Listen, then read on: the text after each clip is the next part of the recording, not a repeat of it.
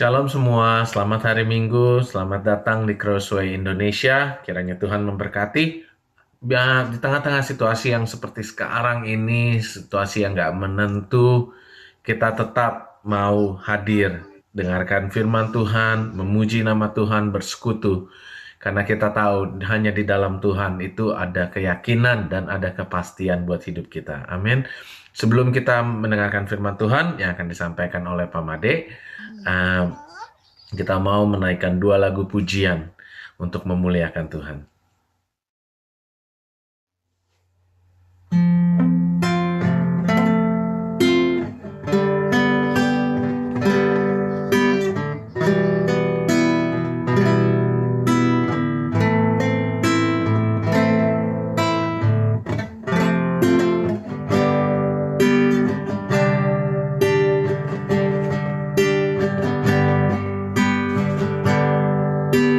Sucikan dan kuduskan hati ini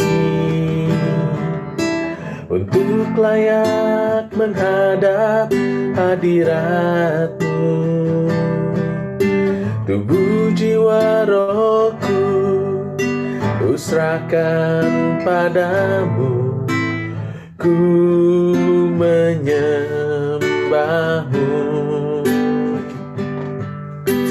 Sucikan dan kuduskan hati ini untuk layak menghadap hadirat-Mu. Tubuh jiwa rohku kuserahkan padamu, ku menyembah-Mu.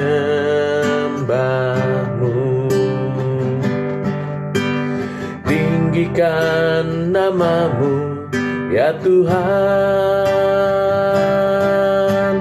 Mulialah nama-Mu, ya Tuhan. Tiada lain seperti Engkau, ya Allahku. Besar kuasa-Mu,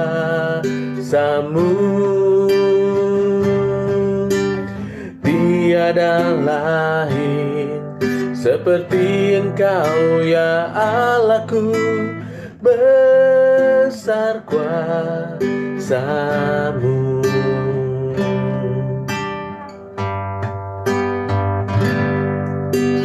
Sucikan dan kuduskan hati ini untuk layak menghadap hadirat-Mu.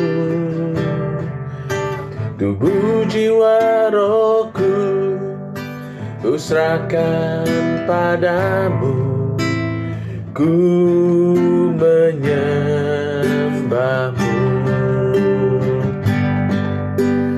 Tinggikan nama-Mu, ya Tuhan. Mulialah nama-Mu, ya Tuhan.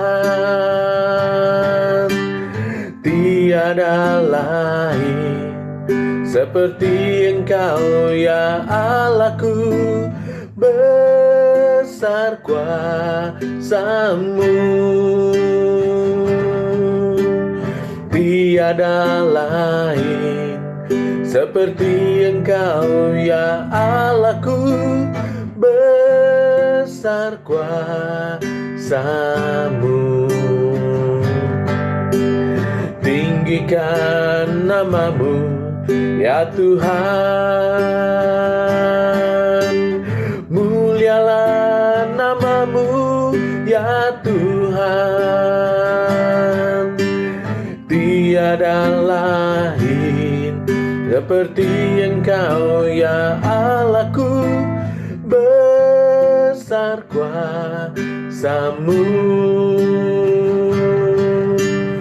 tiada lain seperti Engkau, ya Allahku. Besar kuasa-Mu. Besar kuasa-Mu.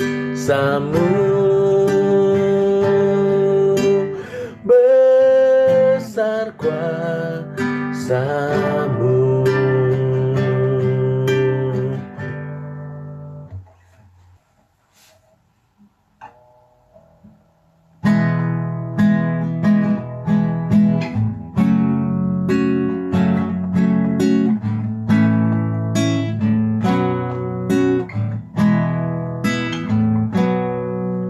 Bagaikan bejana siap dibentuk, demikian hidupku di tanganmu.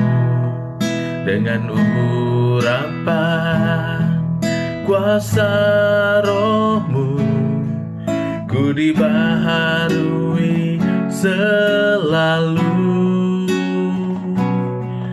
Jadikan ku alat dalam rumahmu, inilah hidupku di tanganmu.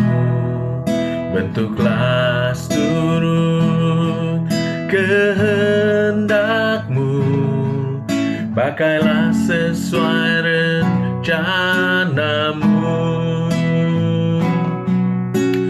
Ku mau sepertimu, Yesus, disempurnakan selalu dalam segenap jalanku, memuliakan namamu. Bagaikan bejana siap dibentuk, demikian hidupku di tanganmu. Dengan urapan kuasa rohmu, ku dibaharui selalu. Jadikan ku alat dalam rumahmu, inilah hidupku di tanganmu. Bentuklah seturut kehendakmu, pakailah sesuai rencanamu. Ku mau sepertimu, Yesus, disempurnakan selalu dalam segenap jalanku, memuliakan namamu.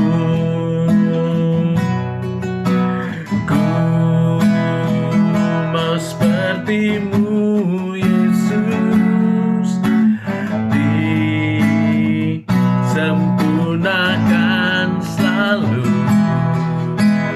dalam segenap jalanku, memuliakan namamu. Ku mau sepertimu, Yesus,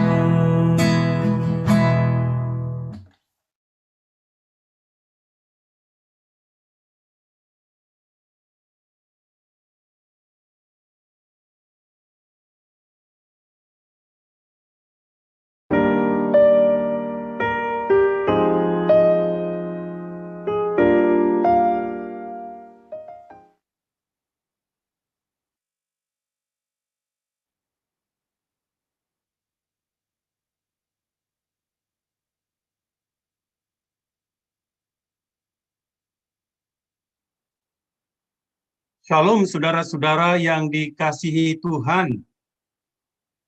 Saya berdoa kiranya damai sejahtera Tuhan turun atas saudara masing-masing. Dimanapun saudara berada pada hari ini, pada pagi hari ini, saya berdoa kiranya Tuhan berbicara kepada saudara masing-masing. Hari ini saya akan berkhotbah dari kitab Yesaya, pasal 1 ayat 1 sampai 18. Karena pasal ini panjang, mari saudara-saudara saya akan hanya membaca ayat yang ke-18 saja, tapi saya akan mengulangi ayat-ayat di mana perlu. Namun sebelum kita membaca dan merenungkan, mari kita terlebih dahulu masuk di dalam doa. Mari kita berdoa. Bapa Surgawi, terima kasih karena pada pagi hari ini kami bisa berkumpul kembali. Semua itu oleh karena anugerah-Mu. Terima kasih Engkau sudah membangunkan kami tanpa kekurangan sesuatu apapun. Terima kasih kami bisa menikmati sarapan pagi. Terima kasih untuk hari yang baru. Dan terima kasih untuk kesempatan di mana kami boleh menyembah Tuhan secara kolektif bersama-sama dengan teman-teman seiman. Mari Tuhan berbicara kepada kami lewat firman Tuhan yang akan kami renungkan bersama-sama. Kami sadar Tuhan, kami mempunyai keterbatasan untuk mengerti. Tapi biarlah Tuhan, Engkau menolong kami, karena kami percaya Roh Kudus sanggup menolong kami untuk mengerti, bahkan memberikan kami kemampuan untuk menjalankannya. Di dalam nama Tuhan Yesus kami naikkan doa ini. Semua yang percaya berkata, amin. Saudara, mari kita melihat firman Tuhan. Saya akan baca satu ayat saja yang terdapat di dalam Yesaya pasal 1 ayat 18. Demikian bunyi firman Tuhan. Marilah, baiklah kita berperkara. Firman Tuhan, sekalipun dosamu merah seperti krimisi, akan menjadi putih seperti salju. Sekalipun berwarna merah seperti kain kusumba, akan menjadi putih seperti bulu domba. Saudara, perlu kita melihat, mengerti konteks daripada ayat ini. Ini berbicara tentang Nabi Yesaya melayani di masa Israel mengalami kemerosotan secara moral yang sangat menyedihkan hati Tuhan. Dan ini pernah terjadi dalam sejarah Israel. Bangsa Israel meninggalkan Tuhan dan mereka membuat jalan hidup mereka masing-masing. Dan mereka menyembah berhala. Saudara yang kekasih, hidup di tengah-tengah bangsa yang tidak mengenal Tuhan tidaklah mudah. Dimanapun saudara berada, kalau saudara katakanlah sebagai kelompok minoritas di antara orang-orang yang memiliki kepercayaan lain, akan sulit. Inilah yang dialami bangsa Israel. Bangsa-bangsa di sekitar mereka menyembah berhala dan melakukan banyak kejahatan, dan mereka terpengaruh oleh hal-hal tersebut. Dan secara khususnya dosa penyembahan berhala. Saudara, seperti halnya bangsa Israel, orang Kristen pun di segala zaman, di tempat-tempat dimanapun di dunia ini, masih sulit. Kita hidup dan sangat sulit di tengah-tengah, berada di tengah-tengah mereka yang memiliki kepercayaan lain. Dan budaya lain sekalipun, khususnya mereka yang tidak mengenal Tuhan Yesus. Bisa dibayangkan saudara-saudara, bila setiap hari bangsa Israel bergaul dengan orang-orang seperti itu, atau kita bergaul dengan orang-orang seperti itu, maka besar kemungkinan kita akan terpengaruh. Melalui Nabi Yesaya, Allah memberitahukan tentang kondisi rohani bangsa Israel, tentang Yehuda dan Yerusalem dikatakan, yang sangat menyedihkan dalam zaman 4 raja-raja. Yaitu dalam zaman Uzia, Yotam, Ahaz, dan Hizkia, raja-raja Yehuda. Nah, saudara, Tuhan sampai harus memanggil langit dan langit untuk menjadi saksi tentang bagaimana ia telah membesarkan umatnya. Nah, saudara, coba bayangkan sampai langit diminta untuk menjadi saksi. Karena tidak ada orang yang bisa menjadi saksi yang benar. Tapi saudara-saudara, umatnya terus-menerus memberontak dan memberontak. Pemberontakan mereka sedemikian rupa hingga Tuhan memakai 3 gambaran bangsa Israel di sini. Mari kita lihat gambaran ini. Yang pertama dikatakan pengenalan umat Tuhan lebih parah dari binatang. Ya, ayat 3. Tuhan menggambarkan bahwa lembu mengenal pemiliknya. Saudara, zaman itu dipakai lembu. Saya punya anjing di sini. Anjing saya lebih mengenal, kalau saya bisa kasarnya, bangsa Israel itu ya. Anjing saya lebih mengenal saya daripada bangsa Israel mengenal Tuhannya.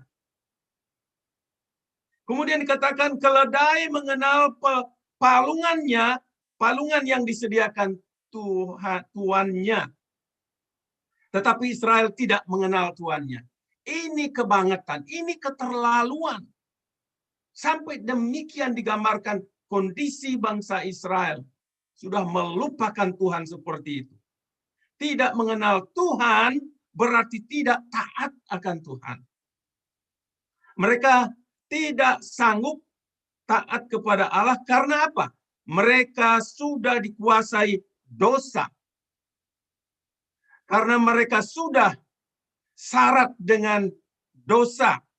Mereka lebih bodoh dari binatang, boleh dikatakan. Lebih bodoh dari lembu. Lebih bodoh dari keledai. Saudara, umat Tuhan yang kedua itu sudah dipukul sampai tidak tahu di bagian mana lagi perlu dipukul katanya. Namun tetap tidak bertobat. Ya. Kemudian yang ketiga, negeri mereka menjadi sunyi. Ini gambaran-gambaran Putri Sion, yaitu Israel menjadi pondok di kebun anggur seperti gubuk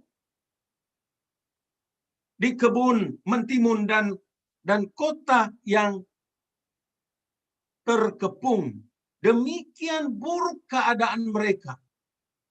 Saudara-saudara yang kekasih, ini penglihatan yang diberikan kepada Nabi Yesaya tentang Yehuda dan Yerusalem, tentang orang-orang Israel saat itu. Namun saya melihat ada sesuatu yang luar biasa yang membuat kita itu kagum akan Tuhan. Sifat Tuhan dalam menangani masalah mereka. Ia adalah Tuhan yang penuh belas kasihan. Mungkin kalau saudara mendengar Tuhan-Tuhan agama lain, dewa-dewa, mereka itu kejam. Tuhan mereka itu kejam. Bersalah dihukum. Ya. Tapi di sini kita melihat memang ada gambaran akan dihukum. Tapi diberikan kesempatan. Tuhan berbelas kasihan. Dia tetap memberikan kesempatan kepada umatnya yang sudah memberontak, yang sudah meninggalkan Tuhan untuk datang kepadanya dan menerima pembasuhan dan pembersihan, dipulihkan dalam posisi semula untuk bisa dekat dengan Tuhan. Nah, saudara, dalam Yesaya pasal 1 ayat 9 dikatakan, firman Tuhan berkata, seandainya Tuhan semesta alam tidak meninggalkan pada kita sedikit orang yang terlepas, kita sudah menjadi seperti Sodom dan sama seperti Gomora. Ini artinya, saudara, hancur, musnah. Kalau saja tidak ada satu atau dua orang yang setia. Saudara, seandainya, kata seandainya menarik di sini. Nah, dalam perjanjian lama, Tuhan tidak menghukum umatnya secara keseluruhan bila masih ada sejumlah kecil orang yang masih takut akan Dia. Misalnya, seperti Sodom, ya, seperti dalam peristiwa Sodom dan Gomora. Di sana kita melihat Lot dan keluarganya adalah jumlah kecil yang diselamatkan oleh Allah karena permohonan Abraham. Walaupun akhirnya, saudara, istri Lot binasa karena melanggar perintah Tuhan. Kemudian kita melihat ada cerita Nuh bersama istri dan anak-anaknya. Ada 8 orang dari sekian puluhan ribu orang yang hidup di zaman itu. Nuh dan keluarganya diselamatkan dari hukuman air bah, sedangkan bangsa yang memberontak dimusnahkan. Jadi jumlah kecil, sisa. Pada zaman Elia, Allah masih menyediakan 7.000 orang yang setia kepada Tuhan. Yang lainnya dihukum oleh Tuhan. Nah, Tuhan, di dalam perjanjian lama ada doktrin disebut doktrin sisa Israel. Ini mengacu kepada keturunan yang akhirnya melahirkan Yesus. Selalu ada sisa-sisa orang yang setia. Dan sampai akhirnya melahirkan Yesus. Saudara, satu saat, bila Tuhan datang menyelamatkan umatnya, memang ada sisa-sisa yang setia. Sedangkan yang tidak setia akan dimasukkan dalam tribulation, penghukuman. Nah, saudara mau pilih mana? Mau pilih setia, diangkat oleh Tuhan, atau tinggal di dunia ini sampai menantikan tribulation, penderitaan yang berat itu. Dan masa-masa yang sulit itu. Nah, saudara, dalam Yesaya 1 ini, kita belajar tentang anugerah Allah. Kenapa? Karena kepada bangsa Israel yang sudah memberontak, yang begitu jahat, Allah memberikan kesempatan bagi Israel untuk kembali kepadanya, mengakui dosa mereka sehingga mereka dipulihkan. Ayat kunci dalam Yesaya 1 ayat 1 sampai 20 ini terdapat pada ayat 18, kalau saudara perhatikan yang sudah kita baca tadi, dikatakan, marilah, baiklah kita berperkara, firman Tuhan, sekalipun dosamu merah seperti kremisi dan menjadi putih seperti salju, sekalipun berwarna merah seperti kain kusumba, akan menjadi putih seperti bulu domba. Saya tertarik untuk membahas tentang undangan Tuhan kepada umatnya, termasuk kita, umat yang sudah memberontak.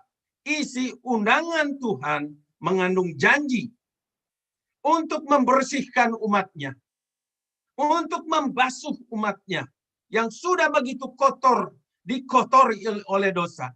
Maka tema yang saya angkat dari teks kita pada hari ini adalah undangan untuk pembersihan.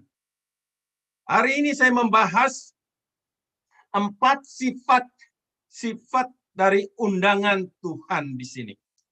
Yang pertama, saudara-saudara, undangan Tuhan bersifat imperatif. Kata marilah, come, bahasa Inggrisnya, adalah bentuk imperatif, bentuk perintah. Jadi kata marilah di sini berbentuk perintah, bersifat mengharuskan orang itu datang. Allah mengundang umatnya yang memberontak, saudara-saudara. Orang berdosa untuk kembali kepadanya. Allah tahu persis, ya, Allah tahu persis bagaimana mereka hidup di hadapan Allah. Allah tahu persis bagaimana mereka memerlukan hukum Allah. Bagaimana mereka memperlakukan hukum Allah. Allah tahu persis kebodohan, kebobrokan, dan dalamnya kejatuhan mereka dalam dosa. Allah tahu persis bagaimana mereka telah menjadi jahat dan bejat di hadapannya. Allah tahu persis bahwa akibat dari dosa-dosa mereka adalah kehancuran bagi mereka. Saudara yang kekasih, karena itu Allah yang penuh belas kasihan masih tetap menunjukkan belas kasihannya kepada mereka dan tetap mau menjangkau mereka dengan kasih agape dan memberikan anugerah dan belas kasihan untuk mereka. Akan tetapi saudara, undangan ini memiliki persyaratan juga, yakni jika mereka menyesali akan dosa-dosa mereka dan bersedia bertobat, maka Allah akan memulihkan mereka. Saudaraku, berkat dari ayat ini adalah fakta bahwa undangan ini masih berdiri teguh dan berlaku untuk kita juga.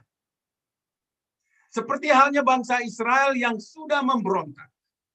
Allah juga tahu tentang dosa-dosa dalam hidup saudara dan saya.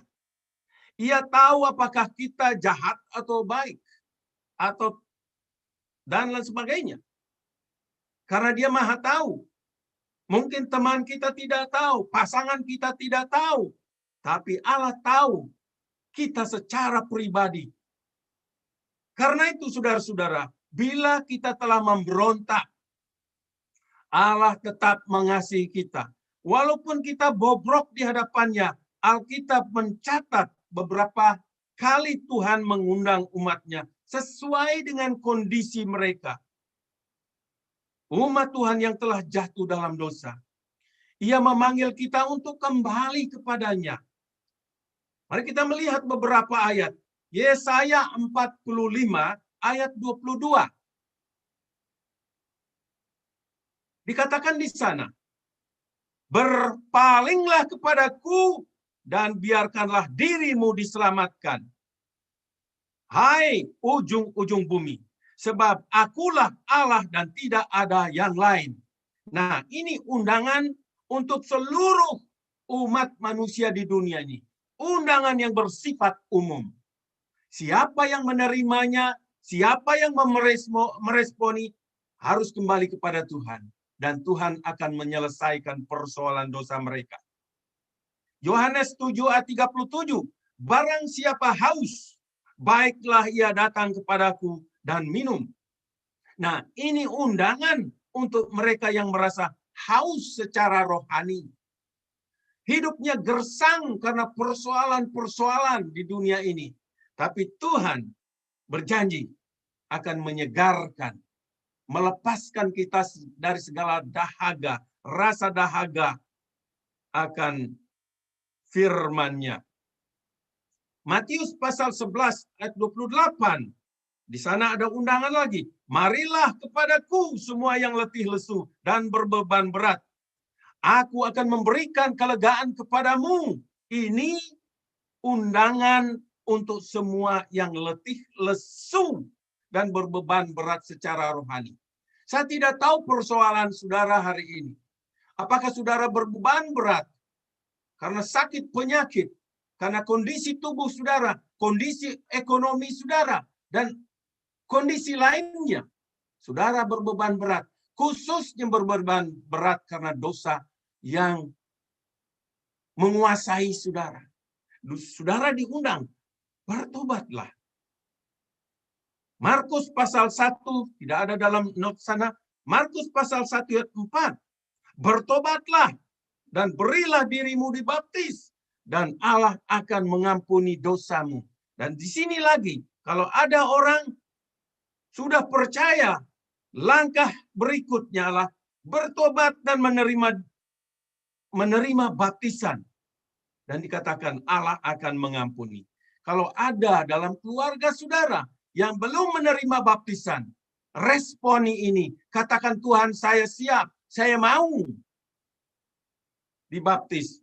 Kisah Rasul pasal 2:38 juga sama. Berilah dirimu dibaptis dalam nama Tuhan Yesus. Dan seterusnya, ada banyak sekali undangan saudara. Yang penting bagaimana kita harus meresponi. Nah saudara, saya berikan ilustrasi. Undangan itu perlu diresponi. Bila sebuah undangan bersifat penting, maka orang yang mengundang akan mencantumkan dalam undangan tersebut RSVP di kartu undangan tersebut. Nah, itu istilah Prancis ya. Saya takut salah baca, katakan réponses il plaid.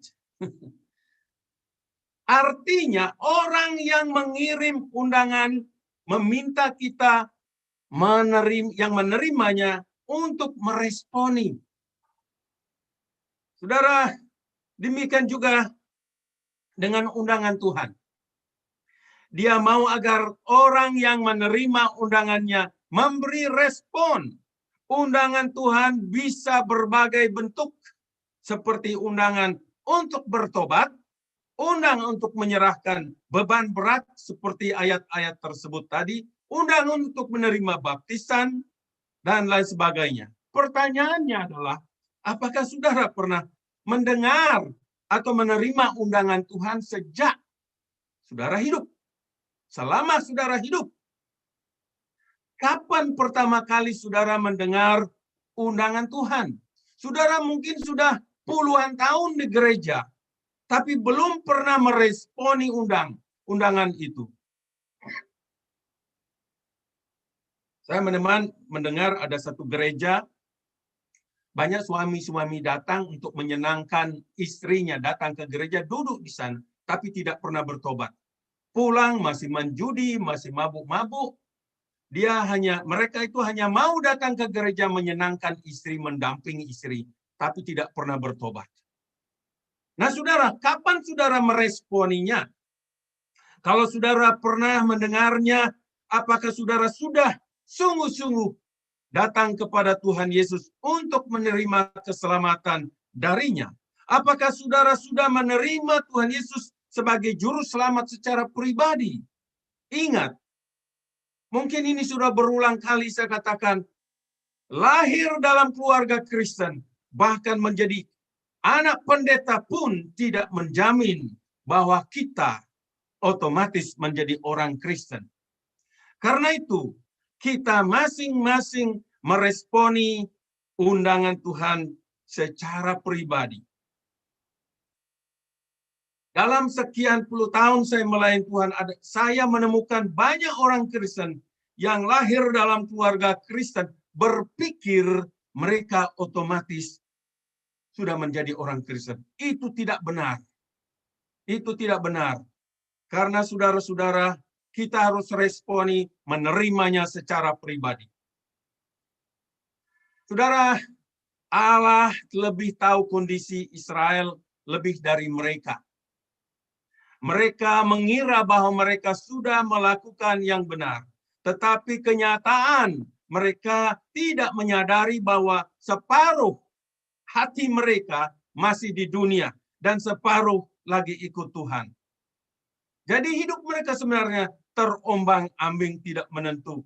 Karena itu, mereka mempunyai masalah yang sangat besar. Tetapi Allah melihat mereka berada dalam masalah besar. Itulah sebabnya Allah memanggil mereka untuk kembali kepadanya. Demikian juga dengan kita, saudara-saudara. Allah mengetahui kondisi hidup kita lebih dari kita mengerti diri sendiri.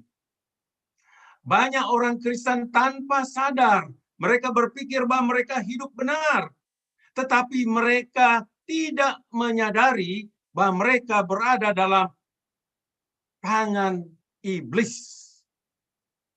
Mereka dibuat melakukan dosa secara terus-menerus dengan paksa, sehingga ia tidak bisa menguasainya. Saya sedang melayani seseorang yang hampir putus asa karena iblis mengintimidasi hidupnya. Iblis menyuruh dia terus-menerus melakukan dosa.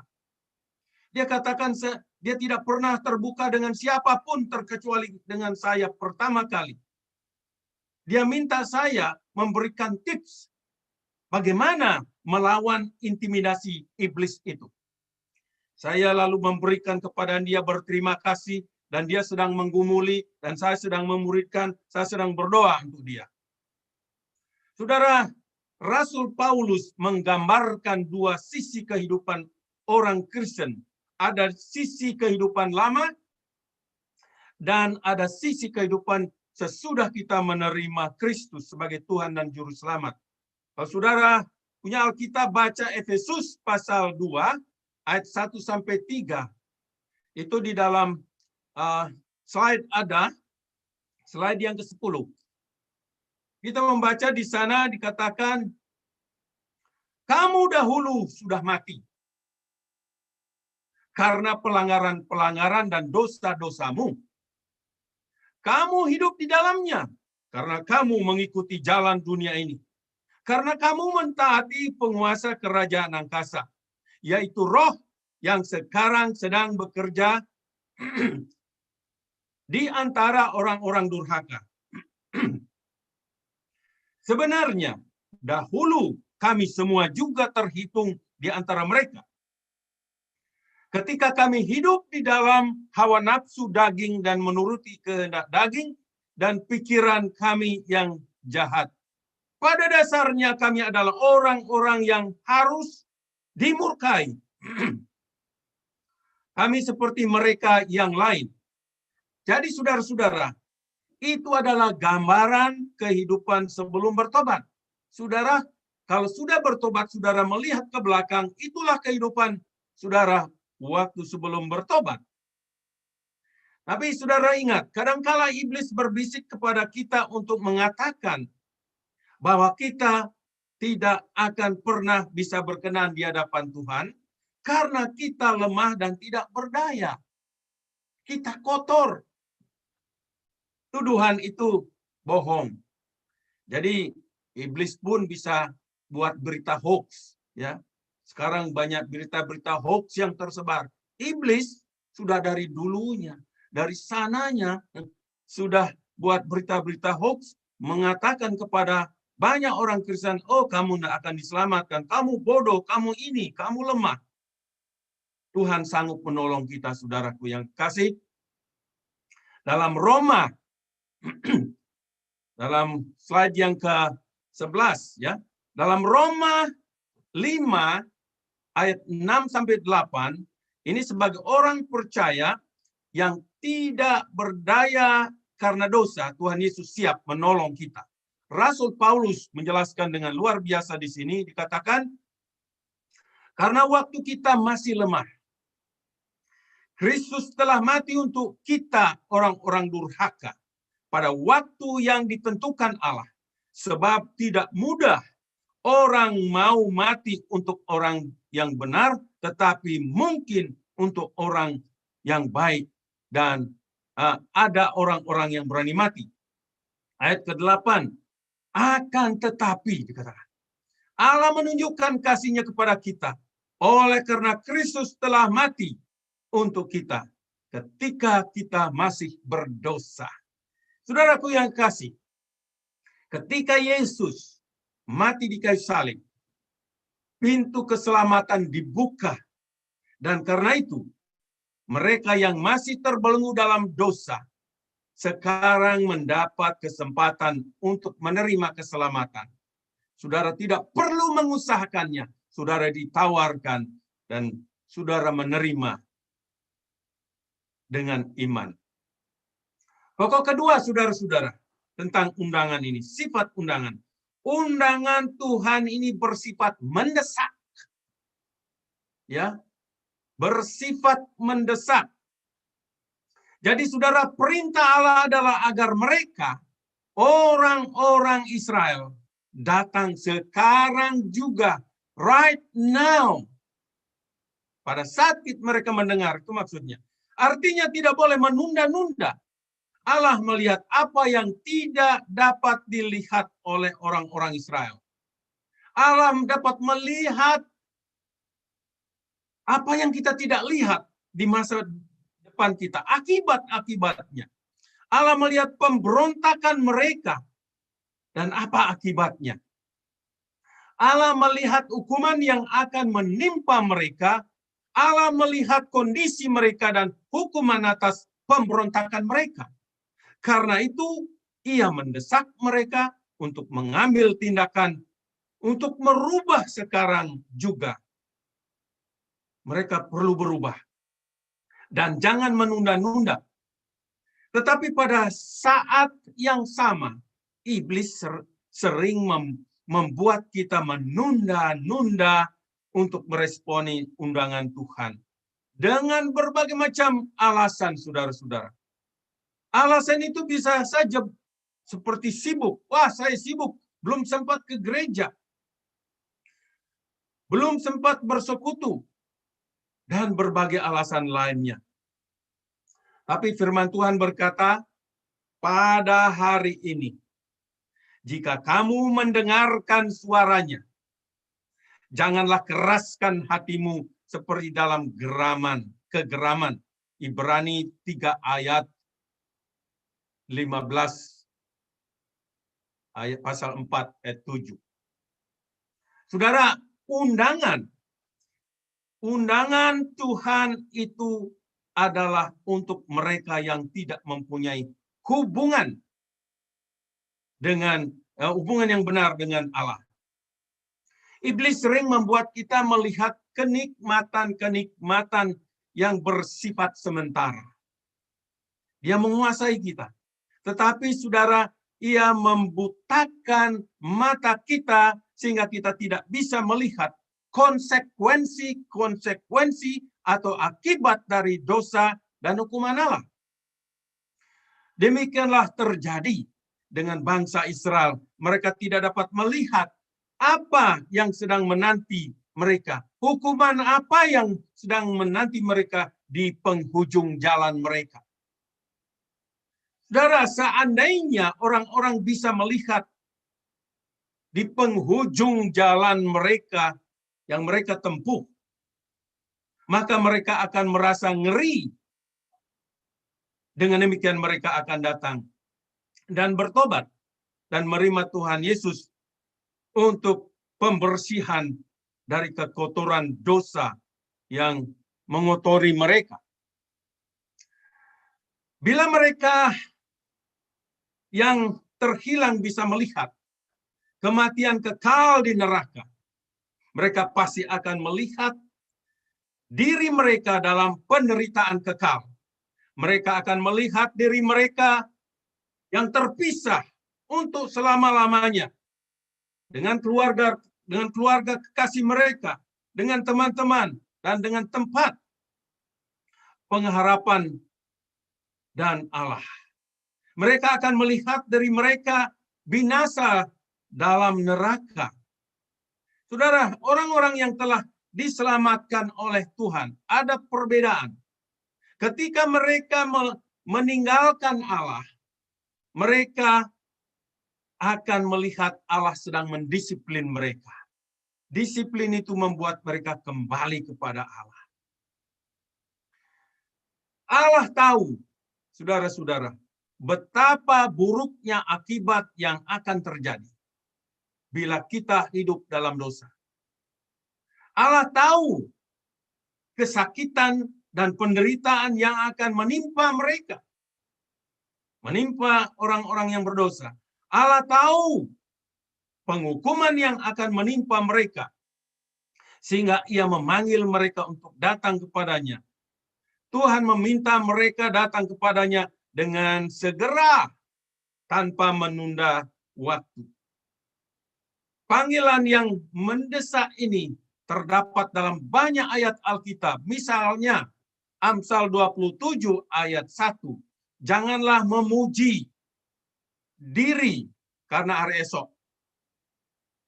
Kolose pasal 6 ayat 2. Pada waktu aku berkenan, aku mendengarkan engkau. Dan pada hari aku menyelamatkan, aku akan menolong engkau.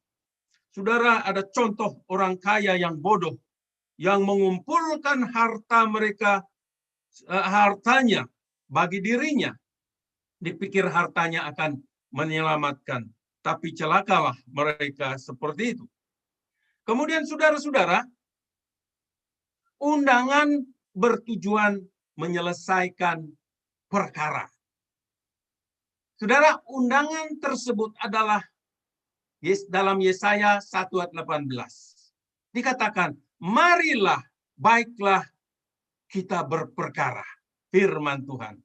Saudara perhatikan, kalimat baiklah kita berperkara, ini adalah istilah hukum yang dipakai di sini. Jadi artinya Tuhan berkata, marilah kita membawa perkara kita ke sidang pengadilan dan menyelesaikan di sana. Saudara, panggilan yang dimaksudkan di sini adalah panggilan rohani.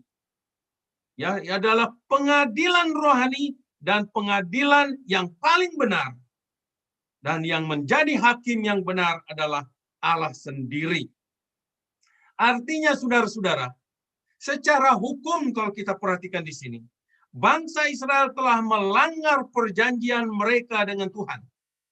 Mereka sudah tidak memegang perjanjian mereka dan Allah akhirnya mengambil inisiatif untuk melakukan tindakan hukum dengan mereka. Allah menuntut mereka membawa perkara mereka di hadapan hakim yang adil, di hadapan Allah. Allah telah menunjuk kasusnya, ya, telah menunjukkan kasusnya melawan mereka. Yesaya pasal 1 ayat 1 sampai 17. Dan sekarang Allah memanggil mereka untuk mengadakan pembelaan persoalan mereka begitu serius, sangat serius, karena mereka tidak menghormati Allah. Dan yang selama ini membesarkan mereka seperti orang tua membesarkan anak-anak mereka. Dengan mengundang mereka menyelesaikan persoalan mereka berdasarkan hukum, ini artinya bahwa Allah memiliki kebaikan atas mereka. Dan mereka dipanggil untuk mempertanggungjawabkan dosa-dosa mereka. Namun demikian saudara-saudara, kalimat marilah, come now, adalah satu undangan kepada mereka untuk berjalan dengan Tuhan. Itu maksudnya, mari selesaikan bersama. Saudara, ia tidak mengundang mereka untuk berdebat. Jadi Allah di sini tidak mengundang mereka untuk berdebat. Ia tidak membuka kasus untuk negosiasi. Allah mengundang mereka untuk datang kepadanya dengan cara bagaimana Allah berpikir. Bukan bagaimana cara kita berpikir. Ia mengundang mereka untuk setuju dengannya. Karena Allah tidak pernah salah. Amos pasal 3:3 berkata demikian.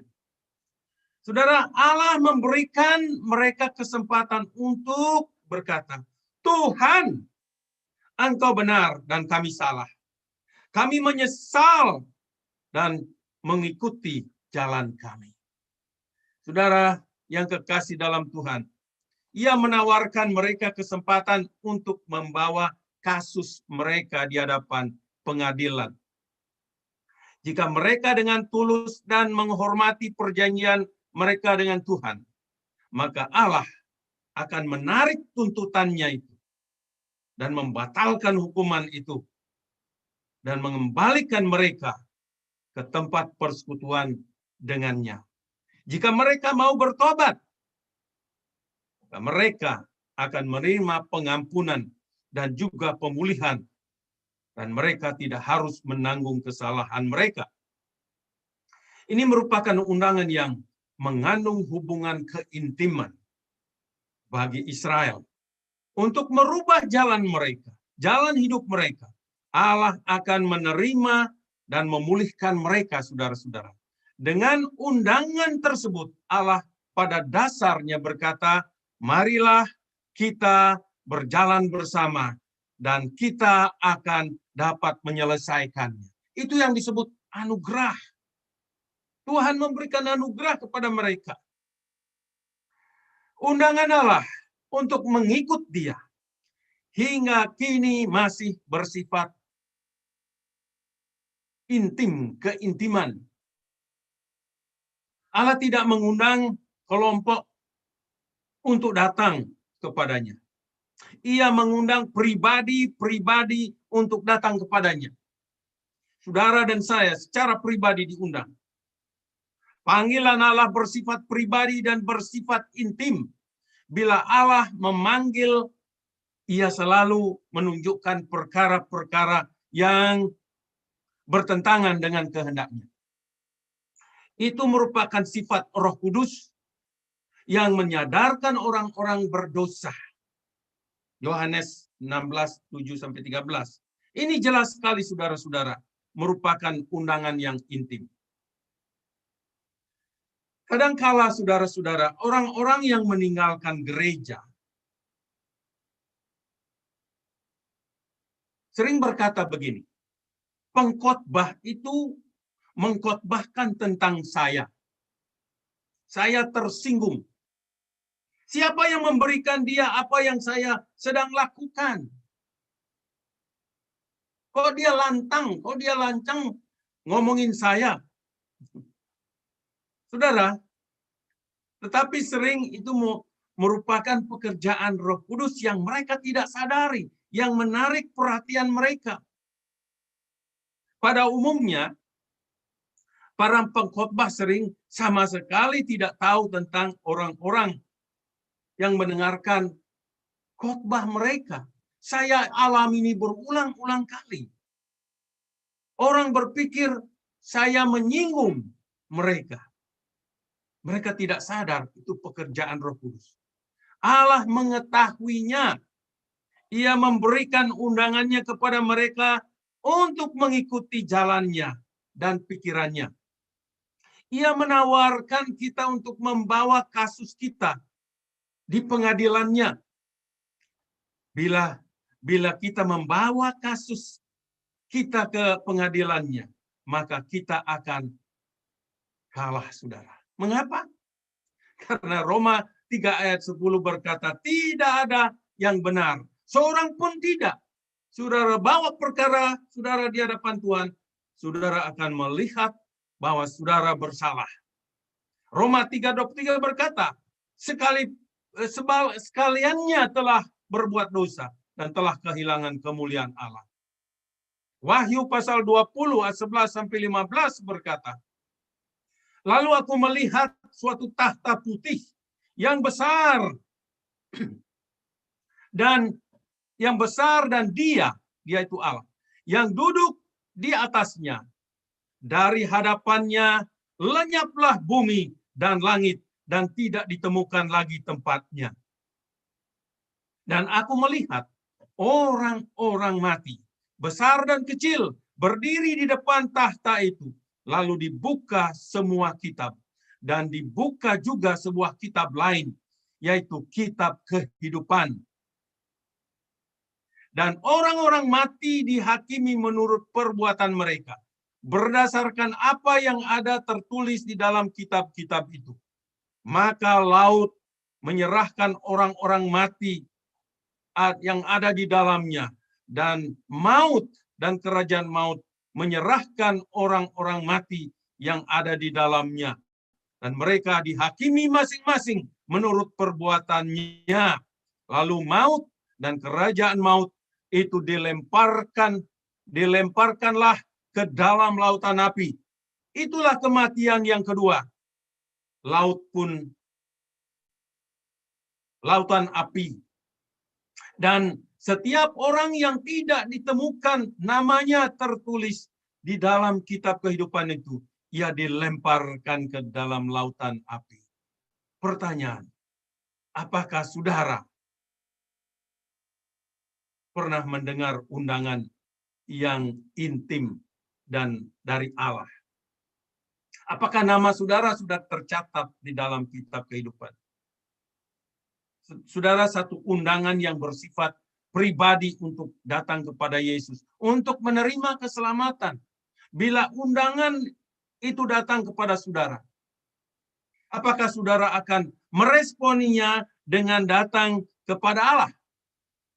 Apakah saudara pernah menyelesaikan masalah di luar pengadilan? Kalau tidak, saudara belum terlambat. Allah masih mengundang siapa saja yang mau datang kepadanya. Orang-orang yang memberontak, dia undang untuk datang kepadanya. Jika kita datang, ia akan menyelamatkan kita. Dan pokok terakhir, saudara, kehebatan undangan Tuhan. Ini undangan luar biasa.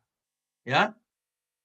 Oleh sebab itu, saudara-saudara yang kekasih dalam Tuhan, Allah memberikan janji kepada bangsa Israel bahwa ia akan menyucikan mereka. Ayat 15 berkata bahwa tangan mereka penuh darah. Artinya, saudara, hidup mereka, hidup orang berdosa, kotor dan najis di hadapan Tuhan. Tetapi jika mereka menerima undangan Allah dan mau datang kepadanya, ia akan menyucikan hidup mereka.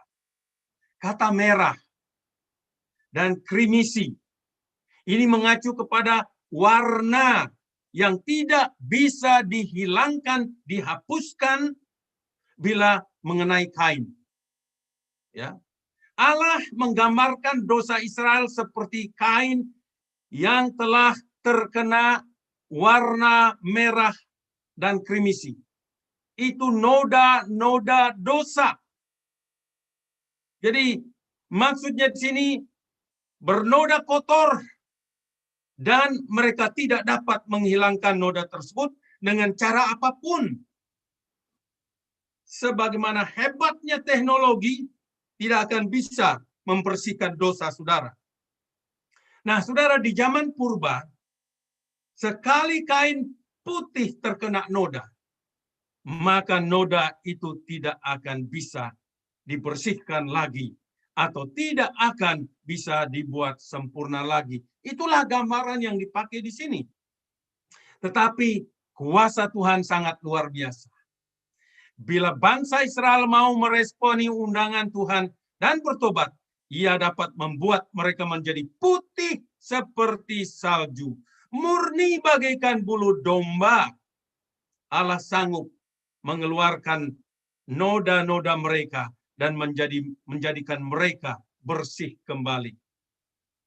Allah memberitahukan bangsa Israel bahwa ritual, kegiatan-kegiatan keagamaan mereka tidak akan dapat membuat mereka menjadi bersih di hadapan Tuhan.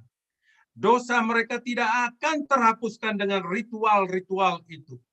Satu-satunya harapan yang mereka dapat peroleh adalah menerima undangan Tuhan.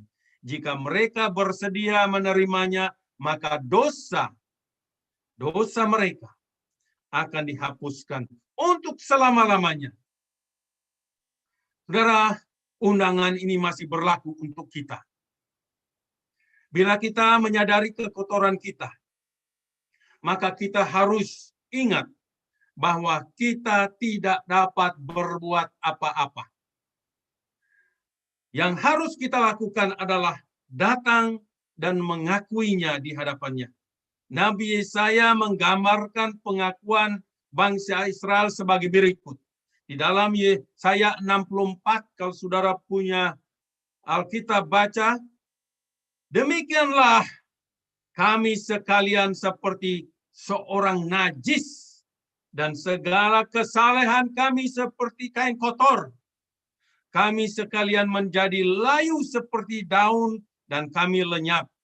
oleh kejahatan kami, seperti daun dilenyapkan oleh angin. Saudara yang kekasih dalam Tuhan, bila kita mencoba membersihkan noda-noda kita dengan cara kita, cara-cara ritual keagamaan kita, maka dosa kita akan semakin mendalam, semakin dalam menggerogoti kita. Tetapi bila kita mendengarkan undangan Tuhan dan meresponinya dengan iman, maka Allah dengan kuasa-Nya akan membersihkan kita dari dosa-dosa kita, dan bahkan Ia akan membuangnya jauh-jauh dari kita. Ia membuang jauh-jauh dosa kita dari kita. Mazmur 103:12 firman Tuhan berkata, sejauh timur dari barat, demikian dijauhkannya daripadaku pelanggaran kita. Alkitab berkata bahwa Allah membasuh kita dengan darah Yesus Kristus dan menyatakan bahwa kita telah bersih. 1 Korintus 6 ayat 9-11. Ia menyucikan kita dari semua dosa. 1 Yohanes 1 ayat 7. Ia dapat membebaskan kita dari hukuman dosa. Roma 8 ayat 1. Roma 5 ayat 9. Ia dapat membuat kita sempurna oleh darah putranya Yesus Kristus. 1 Yohanes 1 ayat 9. Pertanyaan, apakah saudara yakin bahwa dosa saudara sudah dibersihkan dari hidup saudara? Seandainya hari ini Allah menatap saudara dan saya dari sorga, apakah Dia akan melihat dosa-dosa saudara, noda-noda yang diakibatkan oleh dosa? Atau apakah Ia melihat saudara sebagai anak-anak yang sudah dibenarkan, sudah dibasuh, sudah dibersihkan oleh darah Kristus? Saudara, sebagai kesimpulan, kita sudah melihat bagaimana Allah memberi undangan kepada umat-Nya, baik dalam perjanjian lama, baik perjanjian baru. Kita sudah melihat bahwa undangan itu masih terus diteruskan dari generasi ke generasi. Tuhan sayang pada kita. Saya bersyukur tahun 1974 saya meresponi undangan Tuhan. Dan saya menyerahkan seluruh hidup saya. Saya menerima pengampunan, penyucian melalui darah Yesus Kristus, serta diselamatkan, diberikan keselamatan kekal. Setahun kemudian, tepatnya bulan Desember tahun 1975, saya memberikan hidup saya untuk menjadi pelayannya. Karena penyerahan itu, Tuhan memimpin saya dan memimpin saya hingga kini. Dia masih mengizinkan saya melayani Dia. Saya bersyukur oleh anugerahnya. Saya mengambil kesempatan itu. Saya bersyukur saya diberikan kekuatan untuk berkata, ya, ketika Ia memanggil saya. Bagaimana dengan saudara? Apakah ada di antara saudara yang belum meresponinya? Yesaya pasal 1:19-20, kita diberikan pilihan, saudara-saudara. Dan setiap pilihan kita akan menentukan bagaimana hasilnya. Perhatikan saudara, dikatakan di sana, jika kamu menurut dan mau mendengar, maksudnya undangan ini, maka kamu akan memakan hasil baik dari negeri itu. Tetapi, nah ini ada tetapinya. Jika kamu melawan dan memberontak, maka kamu akan dimakan oleh pedang. Sungguh, Tuhan mengucapkannya. Nah, saudara, menurut saudara, apakah saudara sudah meresponi dengan mengiyakan, katakan yes, Lord, atau menolaknya dan berkata no? Hanya saudara sendiri yang tahu persis jawabannya. Kiranya Roh Kudus membantu saudara dan saya meresponi dengan berani di hadapannya dengan berkata, ya. Biarlah Tuhan memberkati saudara semua. Amin. Nah, ada pertanyaan untuk saudara renungkan, saudara boleh bawa pulang dan refleksikan. Pertanyaan di situ ada 4. Kapan pertama kali saudara menerima undangan Tuhan?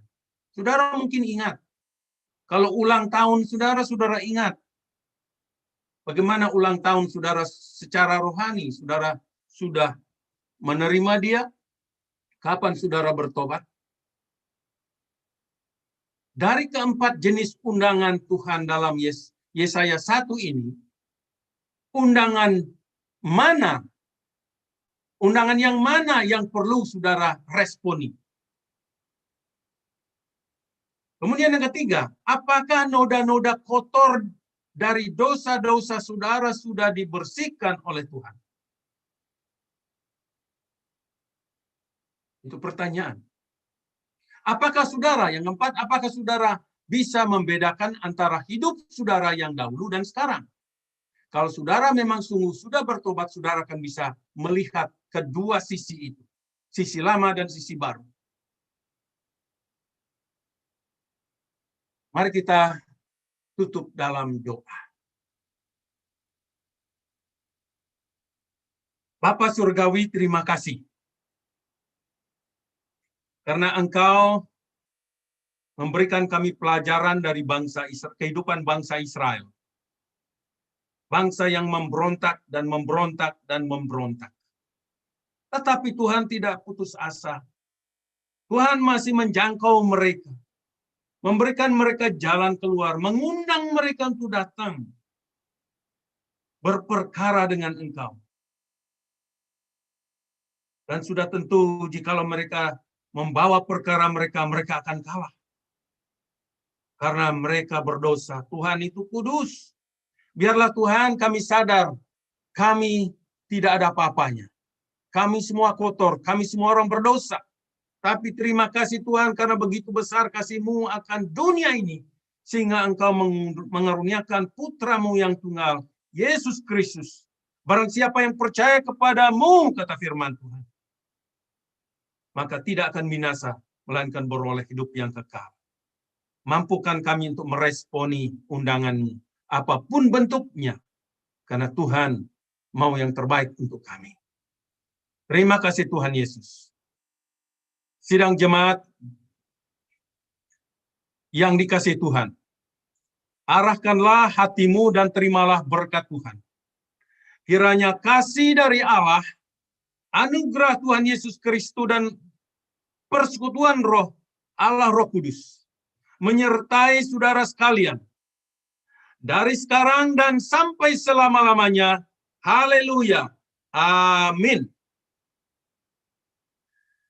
Have a great day. Selamat beraktivitas. Tuhan Yesus memberkati.